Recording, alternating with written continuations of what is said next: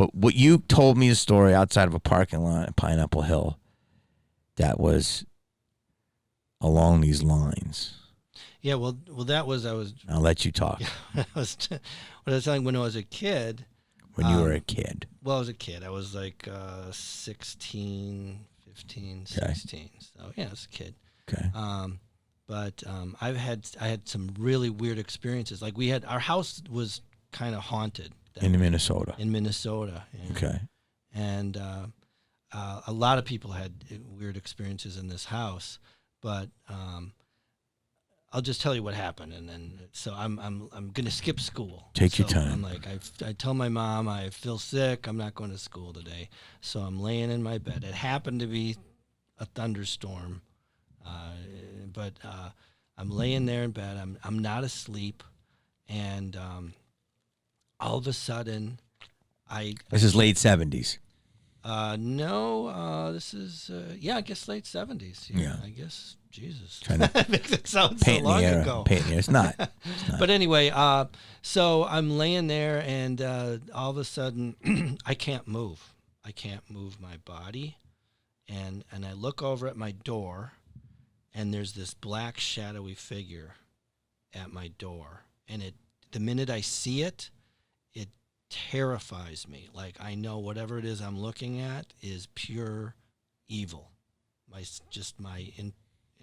intuition told me this, and so I want to jump out of bed. I can't move. I can't yell. I want to scream. I can't. And then the thing starts coming towards me, and it's just floating towards me. This black shadow thing, and it gets right next to me, and then I'm like, wah, and there was no time between that whole thing where I woke up or something. I mean, I felt I was awake, and something like that happens to you. Like, what the hell did that just happen? Like, so one time, right? It happens. So no, starts happening on a regular basis to me. To the point where Regular meaning how often? Like almost every night. And so I can't believe I'm still sleeping in my room. Like you see the horror stories. Why were they still in that house? But So every night you would go to sleep. So now, I go ahead. But you wouldn't be asleep. I would no. So it would happen. So I would be asleep sometimes, and I'd wake up. But what would happen is I'd wake up and I'd feel this like humming, and then I knew the thing was there, and then and now I know, like they call it sleep paralysis. Mm-hmm. There's names for it. The thing, people have seen this thing. They call it the shadow people. Mm-hmm. But this was the experience I had. The night hag. I haven't heard that one. That's the night hag. The night hag is the hag that sits on your chest and you can't breathe, and you're wondering why. But she's there, but you can't see her. But she's a hag. I've heard of that. Yes, the night hag. It wasn't the night hag. I know that. So you could breathe. But I could breathe. But okay.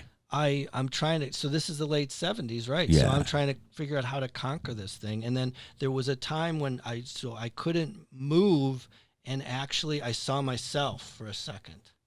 Like in bed. Above your body. Above my body. Okay. So then I started doing some research on this, and I actually had to go to the library. Yeah, there's no internet. Microfiche. I had to go to the library. You had to find out what book. Somehow I found a book on astral projection. Astral projection, yes. And in reading about astral projection, it sounded like that's what was happening to me, because I couldn't move. I had no control over my physical body. Mm-hmm. And there was a floating kind of a feeling, and I thought maybe that's what it is. Maybe I'm out of my body. This evil thing is trying to pull me out. And then in reading deeper books about astral projection, they're saying, if you're out of your body, because there's people that could do it and go all over the place and whatever, but they say that there's evil entities out there that could they're trying to get you, or they're trying to somehow get a connection with your physical body, so they're stopping you.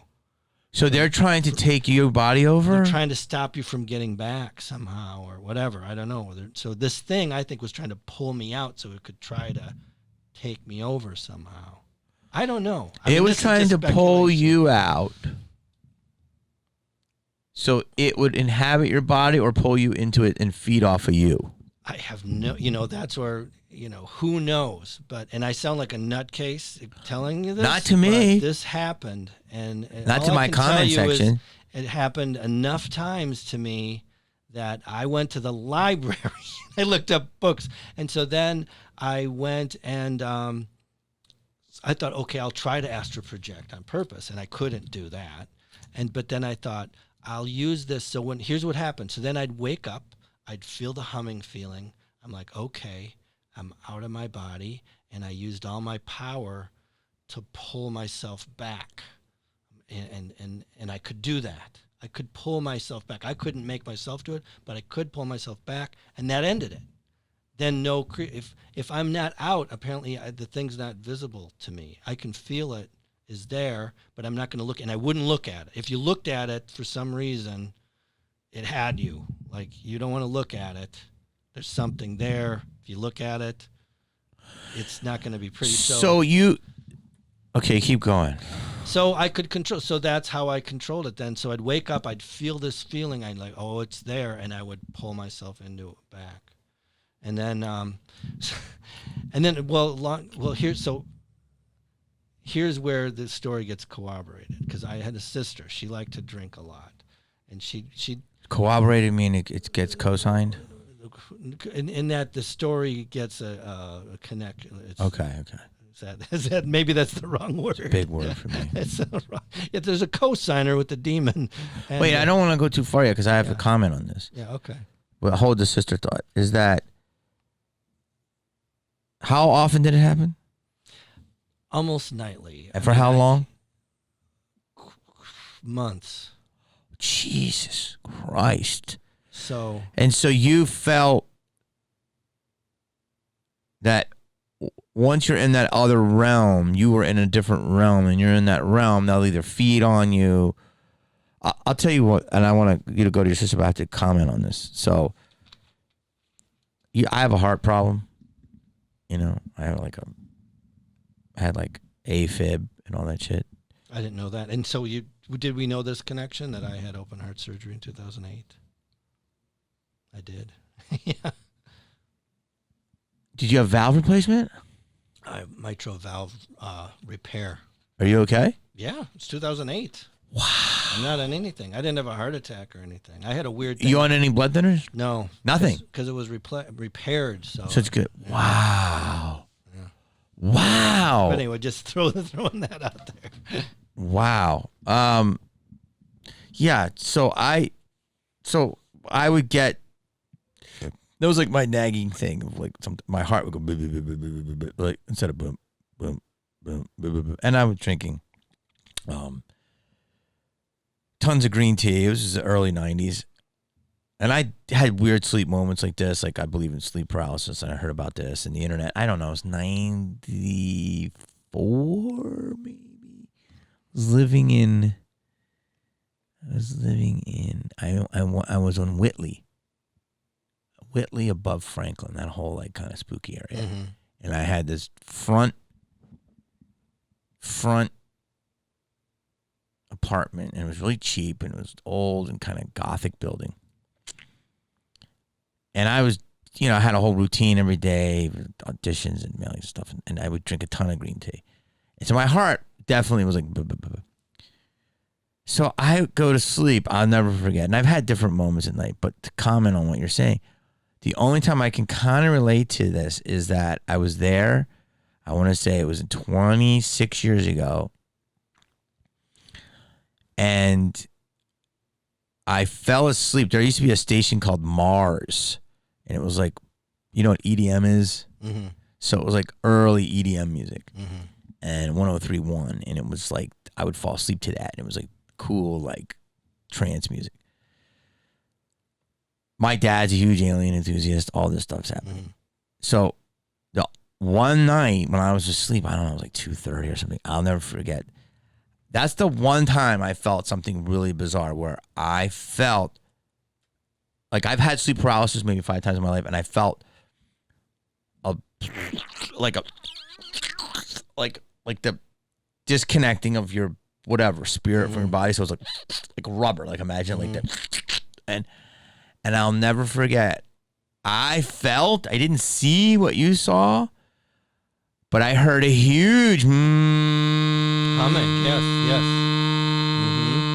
And I felt, my eyes were closed, but I was kind of aware, and I remember seeing some kind of light, and my heart, and so I'm like, is this an alien abduction? Yeah, that's the other theory, Is this an abduction?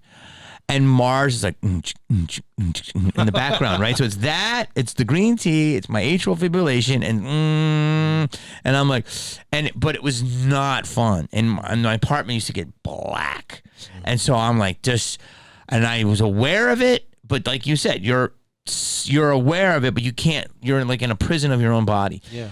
So you just want to go to punch out of it. And then it was there, and I just remember I was enough when I rolled. Yeah. And I just got out of it. And I was like, never happened again. I've had sleep paralysis since, and maybe one evil feeling thing, but like I've had it probably 6-7 times, but I always felt, because sometimes I'll work 50 hours. I mean, I've worked sometimes, not 50, but like 40 hours. Yeah. And when you're that tired, you're fucking nuts. Right, yeah. So I attribute it to that. But that time, I was like, is this an alien abduction? So I understand what you're saying. I don't think I had the intensity that you had, but go ahead. Yeah, so that's another theory. People might say it's an alien. But here's The what humming. happened. So my sister, I'll go back to her. So she'd be like, oh, something was in my room. Someone was making me float around the house. And I don't know why I didn't even put 2 and 2 together. Like, I just didn't believe her. I'm like, oh, yeah, you were drunk or whatever. Didn't even put it together. Because she was drunk. Yeah, she drank a lot. So I thought, oh, you're just imagining this. And then she said that whatever this thing was, tried to rape her. And she said she fought. She had to fight this thing that came in her room. So then I'm talking to, that's my sister Mary Jo. Then I'm talking to my other sister Colleen. That's real, by the way. Yeah. So anyway, I'm It sounds crazy, but like a ghost rape. Yeah. So I'm talking to I believe her 100%. I'm talking to my sister Colleen, and she says, and then I tell her, because I didn't even tell anybody about this, what was going on with me. Yeah. And so I decided I tell her, hey, this thing's coming in my room, and I describe it to her and tell her what's happening, and she turns white. And she said, your sister Mary Jo has been having the same thing happening to her, and it tried to rape her, and it's making her float around the house. So that kind of made me think, okay, the astral projection thing I was on the right track, because if she feels like she's literally floating around the house, she's out of her body, she's floating. I mean, her body's not floating around the house. Yeah. But so it's pulling her completely around, and it's the same thing in the house. And so I'm like, that's when I was like, because when something like that happens, you kind of question, you're like, is this really happening? Because it's so out of the realm of any physics or anything we understand. So I'm like, it's happening. So then, being the good Catholic boy, I did an exorcism on the house myself. How? I got holy water, I got the book, and I did it one day when no one was around. And I literally screamed at the thing, and I did the holy water all over the place, and it fucking worked. Wow! The thing never came back around. It never came back around. Oh, see, now the person editing this podcast is going to laugh at us because he's practical. He had a term for it. It's called Jewish skepticism. But you and we grew up with Jesus, so they think we're a lot of my friends who are like very intelligent, Jewish people will say, oh, Satan is marketing. I have a friend that says Satan is marketing. I mean, but I believe in it. and I cannot refute that story. And I'm not even asking. And you weren't even asking to talk about it. And I'm not asking anybody to believe it. I'm just telling you this is what happened to me with my I sister. believe it. With my sister too. Like, I wasn't asking for her. I didn't know what was happening with her either. This is what happened. That's it. So that's my story. And that's another movie. Well, here's the thing: is the fact that it went away. See, as I get older, listen, I'm a product of the Catholic Church, an altar boy, the whole nine. Mm-hmm. Man, I mean, Stations of the Cross. You know, you look down. Don't worry, I was okay. I made it to the altar boy. You're like, oh, wait a minute, what? You were like, what? I was never. The priest never. They never, dude. I think Dom has a similar joke, but I had my own, which was I wasn't even touched, mm-hmm. which made me feel like I wasn't cute. Right. Yeah. So I had to join the Boy Scouts, and they showed me they showed me how to make a merit badge. So I don't know. So people will say, "Oh, we're fucking predestined to have all these thoughts, all this stuff." Here's the thing: when I moved to LA, I was like, "Yeah!" Like any chick in a bikini I could look at. You know, I was like, I wasn't a holy roller, none of this stuff. And like, once I started getting money, I was like, woo, let's party, buying cars and fucking going out with different women. And I wasn't even a big believer of Catholic religion. 100%. And I'm not either now. Today. I am not either now. But I feel like you're about to say, what I'm going to say is there are entities in this world that are not human. Yeah. And they cannot be explained by science. And people that want to shame us and call us fucking holy roll, we're not. I believe this shit, and it's almost scientific. I have to prove it because I totally believe your story. I was on Ghost Whisperer. I was in Scream. I'd never seen any of this shit. My last house was definitely haunted because a lot of people told me that. Even my friend Stu, who is Jewish, was like, "Yeah, dude, it's haunted." He doesn't believe in ghosts. Yeah. So it's like, it's because I'm saying Jewish because Jewish people are more practical in the sense of like they're like, you know, they're really gonna, you know, I have to like quantify. Why the ghost? Yeah. Where's the ghost? Why is it a ghost? So what's he gonna do? So exactly, that's good. That's up there with Mr. Magoo, yeah. Mr. McJew. Hello. So I agree with you. I believe it. And when you told me, he pulled me in the parking lot, and you're like, we did this great show. It was awesome. It was for Pineapple Hill. They were a place that was shut down during the pandemic when there was a TV show being able to shoot next door. It was crazy. And so it was the height of hypocrisy of COVID. And I'm leaving. I had a great night. And you pull me aside. You take me in my car. And you're like, "Hey, man, I'd like to do your pod." And I was like, "Okay." And you're like, "Ghosts are real." You said something to me. I'm like, "What?" You're like, "I got a story for you." Yeah. And you had about a half a glass of Jameson. I'm like, "You good?" You're like, "Yeah. I know." And you're like, "I've seen some things." I've seen some things. And I'm like, "All right, Bill, just text me." Like, okay. And I just drove to Ventura, and you were just looking at me, sipping your Jameson. Like, you watched me for like blocks. You're like, "Ghosts are real." And I'm like, "What the fuck did Bill see?" I saw some things. I mean, look, dude, I totally believe it. I believe that if you're on the wrong ground of murdered people, slaughter, I believe in energy. I believe everything starts like this. Energy is real. Mm-hmm. So if look, there's a house down the street. It's called the Murder Mayhem House or the Murder House in Los Feliz. It was where Charles Manson, before he did the Tate murders, did, I think it's the La Biancas. It's not far from here. Mm-hmm. When I was living there, it was a shambles. It had been there forever to the point where I think they left all the furniture. I think there was still blood there. It was crazy. For years, decades. Mm-hmm. They just redid it. I'm assuming it's the same gay guys. These gay guys took over the whole neighborhood. They're incredible. They make everything so fucking beautiful and classy. And they took on the murder house. Mm-hmm. And this house is probably 11,000 square feet, which everything's about $1,000 a square foot in LA-ish. So it should be $11 million. The house is 5.2. Mm-hmm. And it's fucking beautiful. Yeah. And it have a cliff. It has a baby vineyard. it might be an acre of land in Los You just Feliz. got to put up with the hauntings. Well, I'm looking at it and I'm talking to Alyssa and I'm like, she's like, I live there. It's why, and it's fucking Los Feliz is haunted. I just did this whole research about it, how it was they fucked over. I think they fucked over a Native American guy, and then his wife put a spell, and then everyone for decades of death and family. Who owns Griffith? John Day Griffith. I was in a movie called Beast Beneath. It's about that loosely. About Griffith Park. Yeah, about the Griffith Park. I didn't realize how haunted it was. My friend did mushrooms. He said never do them in Griffith Park. He says he always sees the devil up there. All types of shit. And the people who come out of Griffith Park naked. They're just running naked, screaming. And I'm like, oh, they're on ketamine. And they're like, I did nothing. I saw hell. Like, it's. Oh, my God. I love Griffith Park. People go there.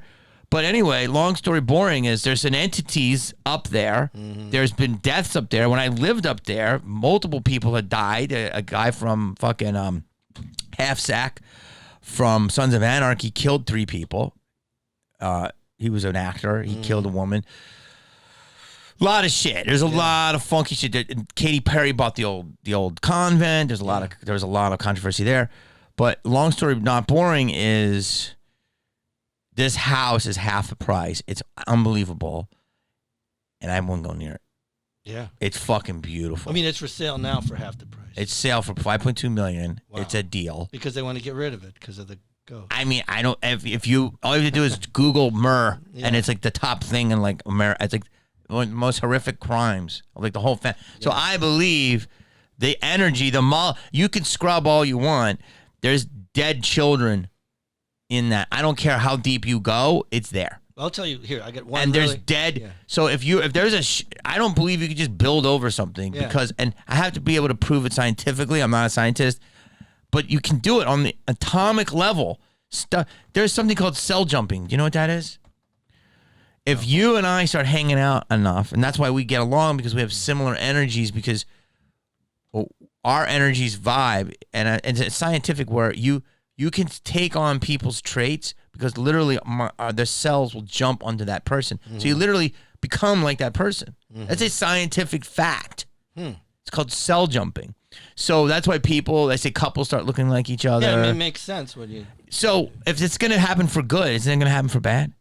Finish your story. Yeah, no, that's true. Could happen. Anyway, I don't get any part of that real estate sale, but there's a deal in Los Feliz. Early Manson. Go ahead. I don't mind the noises at night and the go. No, so here, my wife and I were in Ireland. And we just had a fun day in Ireland. Tons of spirits over there. We go to our hotel, and it's this old building, old hotel. And I know a couple of there's a lot of witches in LA that are from Ireland. Actual witches, like young Celtic women. Go ahead. Really? Yeah. Irish. Anyway, so it's a whole, and it's like very kind of Shining-ish, this hotel. Mm-hmm. And we're at our room's at the very back, but we're, tired. We just want to get in our room, go to sleep, right? So we go back there.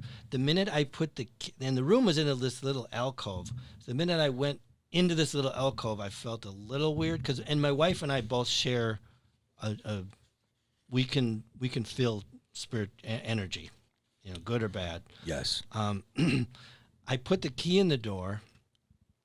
It just was so overwhelming. Just when I hit the key in the door, I just felt it. And it was an old hotel, right? You put the key in the door. Anyway, so I went in. I had to pee so bad. I go in the bathroom, and I'm just thinking, holy shit, this hotel, this room is so fucking haunted. Like, shit is gonna go down tonight. I don't know what or how bad. Like, I expected things to be like, I didn't know what's going on, but I was so tired. I'm like, I'm just not gonna say anything to my wife, and I'm just gonna act natural and go to bed. I'll probably just pass out and I won't know anything, right? I open the bathroom door, and she goes, "This room is haunted." I'm like, "Yes, it is." And we run out of there. She felt it too. Like, so we didn't even say anything to each other. Like, why would we? She ran out that quick. We left our luggage, dude. We made the hotel, and she went and told them at the front desk, "That room's haunted. I don't want to stay there." And we made them get our luggage. And then I kind of thought, well, probably every room in the hotel is going to be like that. But no, we got into the next room perfectly fine. Didn't feel any weird energy. Felt absolutely Did they fine. grab the luggage? Yeah, they went and got the luggage. Did they hear this before? Probably. They didn't want to admit it. This room is haunted. Yeah, we didn't. So Do the I don't impression. know what. Do the impression. What did she say? This room is haunted. We were just out. I want to do That was it. Am I allowed to do the impression? Say we must leave. We must leave Now! I can see you. Now, Bill! We literally ran Wow. luggage out. We just got, You know what's beautiful about that cosign is you're in Ireland, which that's definitely true. mm-hmm. You're Irish. You had your black entities, your spirits seeing you. Mm-hmm. And your wife is, you know, Thai, and they have their own beliefs. So the fact that it was co-signed by different cultures and you all felt the same thing, I believe it. Yeah. Yeah. And so there you go. I mean, there's something out there, folks. And I think it's being uncovered more and more. Dude, this is crazy. I gotta stop. My brain is fried. Yeah. You're an animal. We've been talking for 2 hours. Almost 2 hours. Tell this down. What's it gonna edit? It won't be that bad. It's pretty great. We gotta have clips, clippy clips. Tell me your socials. Promote anything you'd like. Yeah. Well, Bill at BillDevlin.com. There you go. Oh yeah. Oh yeah. Oh yeah. You can go to Bill Devlin. By the way, Minnesota. I don't know if you've been to Minneapolis recently. The airport.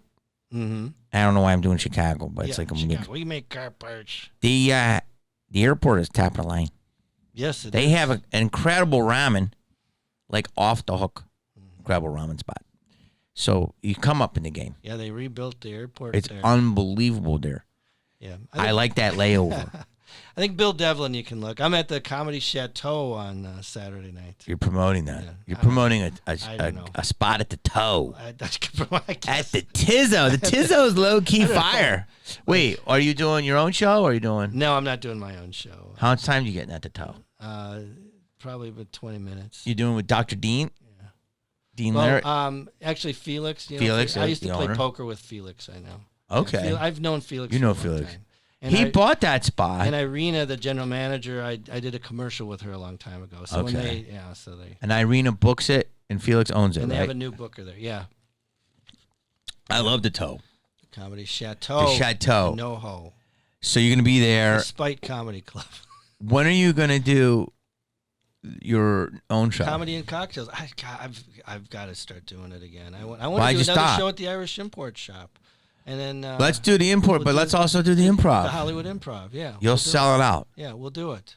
You should do a Sunday. Sell it the fuck out. Yeah. The last shows I've been doing there, they've been sold out. Really? Millhouse has been killing it. You know Chris Millhouse? Yeah, Chris. Killing it. So you got to get a show We'll do there. a Hollywood Improv. So that'll be to Or the follow, Factory. folks. And then when the Ice House reopens, I want to do that. Ice House, The Ice House is going to be a beautiful club. insane. They love comedy. I think that was bought by the Bus family. Yeah, Johnny Buss. Johnny bought it. And Which he's building a suite that's going to be like a Lakers suite. So people can. So I'm sure you won't be able to hear them. There'll be glass, but the comedy will be piped in. But they can see the comedy. But it's a suite where people can have a party and drink and watch the comedy. So you can have the rowdy people, but they won't disrupt the club. Wait, so Johnny bought it. Yes. I never saw Johnny at the clubs though. Do you know Johnny? I met him there. I mean, he's a great guy. Anyway, it was my show, and I had a band. I usually would have bands warm up the crowd too, and he's like, "This is just the kind of show I want." And I sold it out every show I did. I think that was one of the last cocktails I did before lockdown was at the Lights House with you. I think it was. Yeah, It was fire. But I met Jeannie at Comedy Magic Club. Like Jeannie loves comedy. Mm-hmm. She loves comedy. Mm-hmm. So I'm surprised she didn't buy it. Yeah. Well, Johnny did, but I feel like the buses really do love and respect comedy. Yeah, he's remodeling it. It's going to be amazing. It's going to be incredible. I know. I've been hearing about it. In fact, I've been talking to somebody at the Ice House. And I'm like, we're going to open soon. Like, it's going to be And incredible. he's a great down-to-earth guy. He even bought one of my, because a lot of comics, when they go on the road, they sell T-shirts. You saw my flasks. He bought one of my, I have an iPhone flask. Yeah. And he bought one of those from me. He's like, no, I'm going to pay for it. That's awesome. Good guy. I love the champion. Have you ever been to the championship room, Lakers? No. you got to go there. Yeah. Well, it's just nice. You go and you go to take a piss and you walk out. Jack Nicholson's waiting. Nice. I mean, it's just like everybody goes there. But I'll it's go. just, but everyone's low key. I got to bring you. Yeah, I'll go. Yeah, And I'd have to be brought. I'm not, Well, I get it because Jeannie's nice to me. Jeannie likes me. Uh-huh. And Linda Ramis. Shout out. And their sons. So, but you will go because Johnny loves you. Mm-hmm. So I can't wait to see what the Ice House is. They're going to keep it the Ice House? Yes. That's great. Yep. Dude, I love you, man. Fucking go see BillDevlin.com. There'll be stuff. A lot of interesting things going on in this world, and Bill's a part of it. Glad we could bond, buddy. Thank you, man. Good to talk to you, buddy. Love to you and the wife and the baby. You too. Peace.